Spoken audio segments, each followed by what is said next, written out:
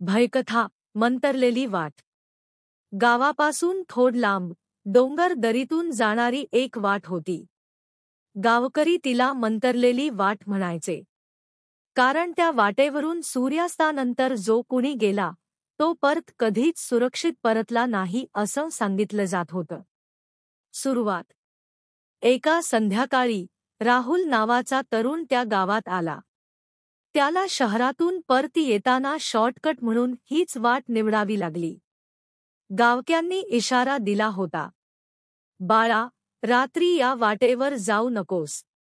पण तो हसतच म्हणाला, अरे, भूतंप्रेत वगैरे काही नसतं. मी जाईन पटकन. अंधाराची पकड. राहुल पायवाटेवरून चालू लागला. आधी सुरेख शांतता होती. पण जसजसा अंधार गड्ड होऊ लागला तसतसा रस्ता भयानक भासत होता. आजूबाजूच्या झाडांमधून विचित्र कुजबूज ऐकू येत होती. जणू कोणी त्याचं नाव घेत होतं. राहुल, राहुल. तो घाबरून आजूबाजूला पाहतो, पण कोणीच नाही. मंतरलेलं भूतकाळ. थोडं पुढे गेला तर त्याला एका जुन्या वटवृक्षाखाली पांढऱ्या कपड्यातील बाई दिसली. तिचे केस विस्कटलेले, डोळे लालभडक. ती बाई थंड हसली. ही वाट निवडलीस. आता परत जाणं शक्य नाही. राहुल भीतीने थरथरला, पण धावायला लागला. धावताना त्याला असं वाटलं की ती वाट संपतच नाहीये. तो जिथे जाईल तिथे तीच वटवृक्ष, तीच बाई पुन्हा दिसत होती. भयानक उलगडा.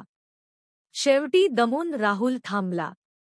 अचानक त्याच्या पायाखाली थंडगार हात जाणवला.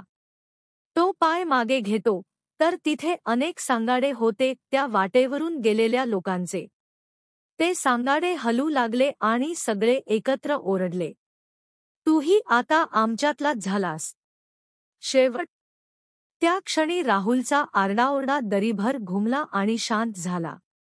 दुसऱ्या दिवशी गावक्यांनी पाहिलं, मंतरलेल्या वाटेवर एका झाडाखाली नवा सांगाडा पडला होता.